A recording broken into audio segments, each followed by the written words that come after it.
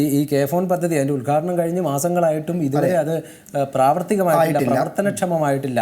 എത്ര പേർക്ക് സൗജന്യ ഇൻ്റർനെറ്റ് ലഭിച്ചു തുടങ്ങി എന്നതിൻ്റെ കണക്ക് മാത്രം എടുത്താൽ മതി. അതിൻ്റെ ഫണ്ടിൻ്റെ അപര്യാപ്തതയും മറ്റു കാര്യങ്ങളും ഒക്കെ പറയുന്നുണ്ട്. പക്ഷേ സർക്കാർ ഒരു അഭിമാന പദ്ധതിയായി കൊണ്ടുവന്ന കെ ഫോണിന് ഈ അവസ്ഥയാണുള്ളത് എന്നതാണ് യാഥാർത്ഥ്യം. അതിൻ്റെ പേരിൽ അതിൽ അഴിമതി ആരോപിച്ചുകൊണ്ട് കോടതിയെ സമീപിച്ചാൽ സ്വാഭാവികമായും അത് പരിശോധിക്കാനുള്ള ഒരു നടപടിയാണ് ഉണ്ടാകേണ്ടിയിരുന്നത്. ഇനി ഇത്തരം കാര്യങ്ങളിൽ വിമർശനമുണ്ടെങ്കിൽ വിമർശനം സ്വാഭാവികമാണ്. പക്ഷേ ഇത് വി. സതീശൻ സൂചിപ്പിച്ചതുപോലെ പരിഹാസമാകുകയാണ് ചെയ്യുന്നത്. മറ്റൊരു കാര്യം, ഈ പബ്ലിസിറ്റിക്ക് വേണ്ടി പലരും ഇതുപോലെ നിയമ നടപടികൾക്കൊക്കെ പോകുന്നത് നമ്മൾ കണ്ടിട്ടുണ്ട്. പല കാര്യങ്ങളിൽ പല കേസുകളിൽ ഇങ്ങനെ ഒരു പബ്ലിസിറ്റി മാത്രം ആഗ്രഹിച്ചുകൊണ്ട് കോടതിയെ സമീപിക്കുകയും കേസ് നടത്തുകയും കോടതിയുടെ സമയവും കളയുകയും ഇത്തരം പദ്ധതികളെ നീട്ടി കൊണ്ടുപോവുകയൊക്കെ ചെയ്തിട്ടുണ്ട്. എന്തിന് അരിക്കൊമ്പനെ തിരികെ കേരളത്തിലെ കാടിലേക്ക് തന്നെ തിരിച്ചു കൊണ്ടുവരണമെന്ന് ആവശ്യപ്പെട്ട് പോലും കോടതിയെ സമീപിച്ച ആളുകളുള്ള ഒരു നാടാണ് നമ്മുടേത്.